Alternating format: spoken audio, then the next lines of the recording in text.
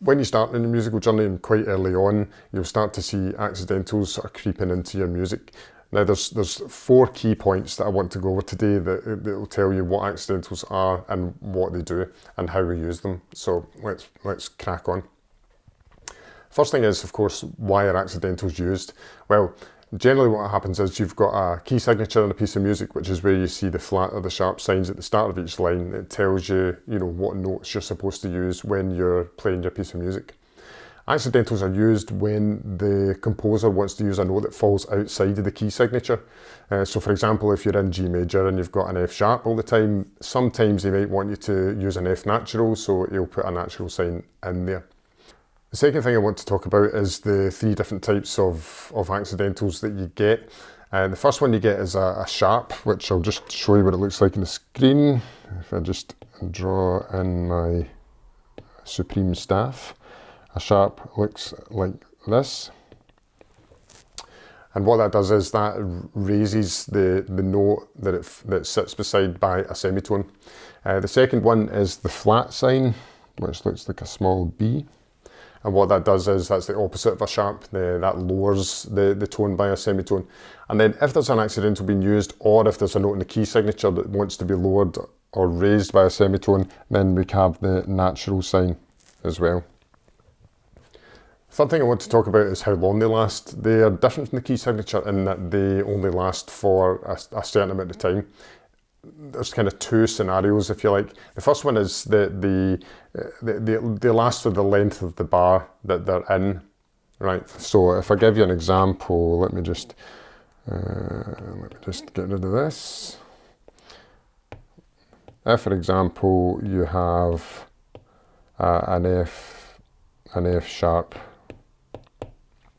and that's the end of the bar, then any F in that bar would be, and these would all be F sharps. All right. And then once you get into the next bar, then you would go back to F natural again. Now, as I said before, if you wanted to cancel it, then what we could do is we could put a natural sign in there. All right. The other thing that changes the amount of time that a accidental will last for, and the only time it really goes over into the next bar, is if it's got a tie. So if I just, again, I'll just get rid of this, go away, draw in the staff. So if I've got a bar line here and I've used an F sharp at the end of the previous bar, and then I want the note to last into the next bar, then that becomes, that stays as an F sharp. However, if there's another F in this bar, then that's back to F natural again. And sometimes when you see music, you maybe see like a small natural sign there in brackets, but it's not really required. Okay, before I go into the last point about how accidentals work, if you're finding this video useful at all, if you'd want to like and maybe subscribe to the channel as well, so that you can get notifications of when more stuff comes out.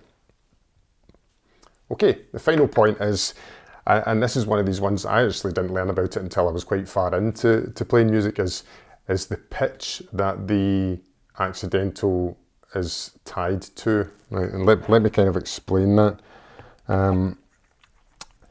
If we have a staff, okay, and we have an E here that we've flattened, right?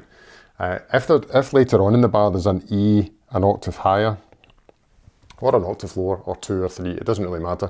If it's not on the line that it initially was written on, then those other E's are all natural as well. If I wanted the high E to be an E flat, I would have to put a flat sign in front of that as well.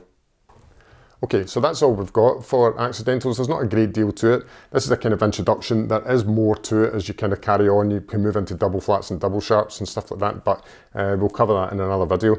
Now, if you want to see an example of me working with one of my students on how accidentals work, then you'll be able to follow the video that showed up.